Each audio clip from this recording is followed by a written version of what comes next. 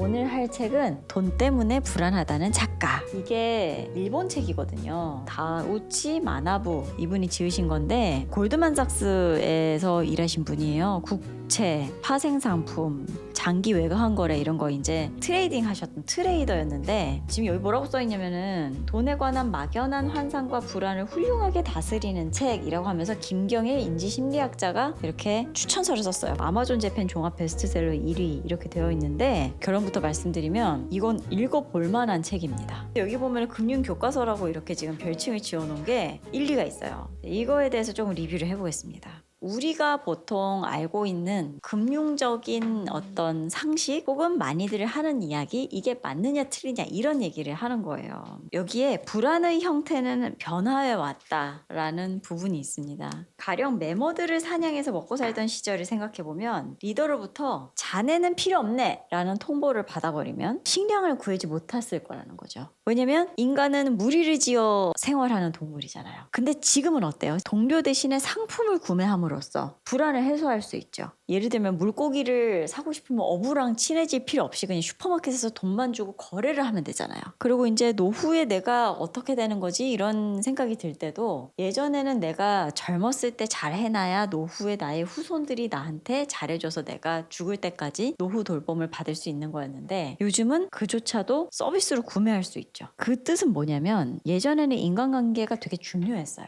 인간관계가 곧 나의 생존하고 직결되는 거였었단 말이죠. 근데 어느 순간부터 인간관계가 필요 없이 돈으로 그걸 다 살 수 있는 게 된 거예요. 그러니까 우리는 자꾸 어떻게 느끼냐면 역시 돈이 최고야. 역시 돈으로 다 돼. 이걸 실시간으로 느끼고 있는 거예요. 그래서 돈이 어떤 삶의 불안의 만병통치약처럼 보이는 면이 없지 않아 있다는 거죠. 근데 우리가 이렇게 뭔가 불안해하는 게 돈이 없어서 불안해하는 거, 노후 준비가 안 돼서 불안해하는 거, 이게 정말 올바른 불안인 거고 이게 진짜 실체가 있는 거냐 이 얘기를 여기서 되게 강조를 해요. 가치관을 시험하는 멜론 주스 질문이 있어요. 항상 10,000원에 팔리는 멜론 주스가 있어요. 근데 너무 비싸다 보니까 10,000원짜리 주스다 보니까 이걸 마실 수가 없었던 거예요. 근데 이걸 5,000원으로 할인을 하는 거죠. 반짝 세일을 해요. 그래서 그걸 사서 마셨어요. 근데 다음날 거기 똑같이 가보니까 멜론 주스를 3,000원에 팔고 있는 거예요. 이 멜론 주스 5,000원에 사 마신 당신 이득을 본 걸까요? 손해를 본 걸까요? 다 지금 손해라고 생각하시죠? 여러분들이 간과하고 있는 게 있어요.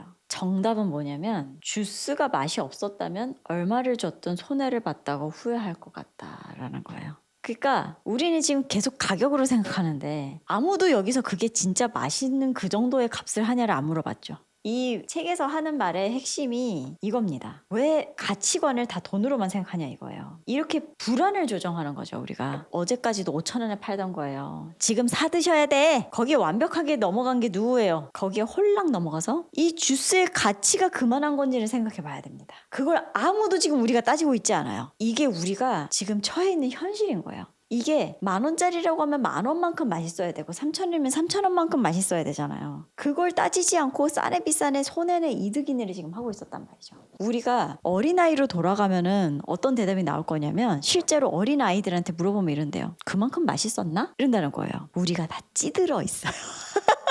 가치란 무엇인가를 생각하게 한다는 거죠. 그러면서 여기에서 굉장한 인사이트가 나오는데요. 저는 이게 되게 소름 돋았어요. 옛날에는 우리가 밭 깔고 호롱불 피우고 이런 옛날이 있었다고 해볼게요. 그 옛날에는 가치라는 거를 먹고 사는데 뒀겠죠. 근데 어느 순간 기술이 조금 발달하고 잘 사라지면서 어떻게 됐냐면 좋은 물건을 만들어요. 예를 들어 호롱불을 썼었다면 전기가 들어오면서 전구가 생기고 전구가 있다고 하면 이 전구가 더 좋은 거야. 이건 전기를 덜 먹는 전구야. 이건 더 밝은 전구야. 이런 식으로 계속 좋은 물건이 나오죠. 그럼 사람들은 느끼는 거예요. 물건이 좋은 게 들어오면 들어올수록 내 삶의 질이 확 달라지죠. 기업들은 아는 거예요. 좋은 물건을 만들면 엄청나게 사람들이 많이 찾겠구나. 근데 요즘 생각해보세요. 솔직히 까놓고 얘기해서 아주 극 빈곤층이 아닌 이상은 비슷합니다. 먹고 사는 거 비슷해요. 귀찮으면 라면 먹고요. 밥이 안 돼 있으면 햇반 까먹고. 반찬을 뭐 먹느냐가 조금 다를까요? 비슷할걸요? 가끔 외식을 몇 번 하느냐 정도가 다를 거예요 아마. 집에 있는 가전제품이 많이 다를까요? 세탁기 없는 집 없고 전자레인지 없는 집 없어요. 에어컨은 극빈층이라면 없을 수 있죠. 아직도 극빈층이 연탄을 뗍니다. 하지만 그게 아니라 그냥 우리가 보통에 생각하는 일반적인 사람들이 생각하면 에어컨이 있고 난방 나온단 말이죠.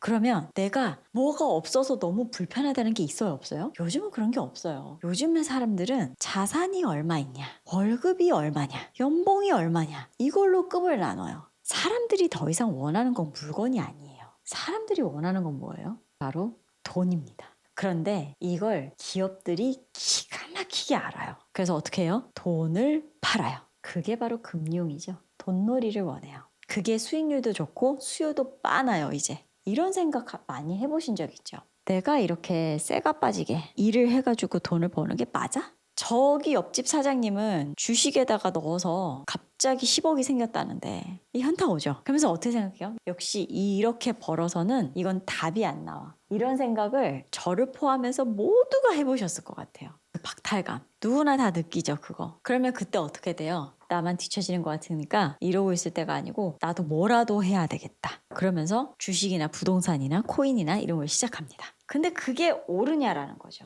이분이 주식 트레이더였잖아요. 이분이 이런 얘기를 해요. 주식 투자를 하는 거에 대해서 많은 사람들이 이제 잘못 생각하는 게 있다. 건전한 투자와 도박을 구별해야 된다라는 얘기를 하거든요. 투자와 도박의 경계선이라는 부분이 나옵니다.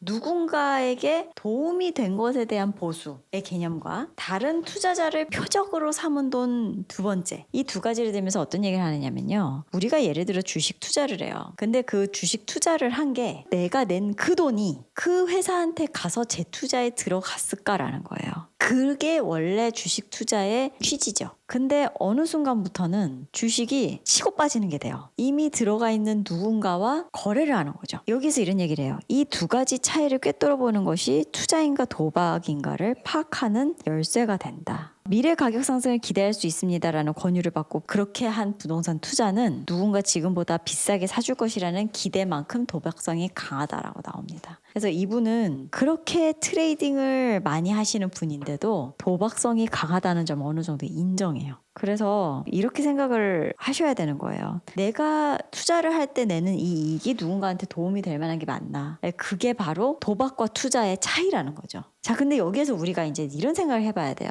저는 이걸 경제 공부할 때 배웠었는데요. 토마 피케티라고 아시는지 모르겠는데 토마 피케티가 자본 수익률과 노동 수익률 이 두 가지를 봤을 때 자본 수익률이 높다라는 얘기를 한 적이 있어요. 말이 어려워서 제가 조금 설명을 드릴게요. 한 단위의 돈이 있고 한 단위의 노동이 있어요. 이 한 단위의 돈과 노동을 둘 다 어딘가에 투자를 딱 했어요. 어떤 게 더 돈을 많이 벌까라는 거예요. 토마 피케티라는 사람이 이걸 연구를 해봤더니 돈이 더 돈을 잘 번다라는 거예요. 근데 어떤 학자가 설명을 해놨으면은 우린 오해해요. 아, 일을 때려치우고 투자를 해야 되는구나. 이게 오해라는 거예요. 여기서 그 얘기를 하는데 저는 그 부분이 되게 무릎을 탁 칠 만한 그런 인사이트였어요. 이 작가님께서 어떤 질문을 받았냐면 어떤 대학생이 자본에 대한 투자 수익률이 노동에 대한 투자 수익률보다 더 높다고 한다면 내가 지금 공부를 하고 있을 게 아니라 투자를 하고 있어야 되나요? 그게 훨씬 더 돈을 빨리 벌 수 있는 방법인가요? 라고 질문을 했다는 거예요. 맞는 말 같지 않아요? 그게 틀린 해석이라는 거예요. 어떤 게 맞는 해석이냐? 자본 수익률이 더 높다는 의미는 뭐냐면 자산이 많은 사람이 유리하다라는 의미라는 거예요.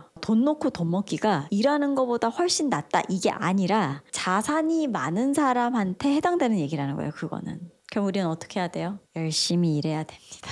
열심히 일해야 되고 투자 그것도 엄청난 공부가 동반돼야 돼요. 여기 이런 내용이 나옵니다. 우리는 왜 열심히 사는데, 왜 열심히 돈을 버는데, 우리는 왜 자꾸 돈 때문에 불안할까? 저는 그걸 한번 이렇게 생각을 해보잖아요. 내가 왜 돈 때문에 불안한가? 생각해보면 노후 대비 때문인 것 같아요. 저는 요즘 들어서 어떤 생각을 하냐면 내가 나중에 죽을 때쯤이 돼서 내가 어떤 모양으로 살고 있을까? 그러니까 늙어 죽어서 내가 생을 마감할 때까지 얼마가 있어야 될까? 난 지금도 쓰기가 바쁜데 언제 돈 모으지? 어느 세월에 집 사지? 이게 모두 다 노후 준비 때문에 그런 거거든요. 그런데 이 책에서 굉장히 중요한 이야기를 해요. 제가 이 책에 굉장한 인사이트가 있다는 부분이 이제 이런 부분인데, 몇 살에 얼마가 있어야 노후 준비가 됐다고 볼 수 있을까라는 거예요.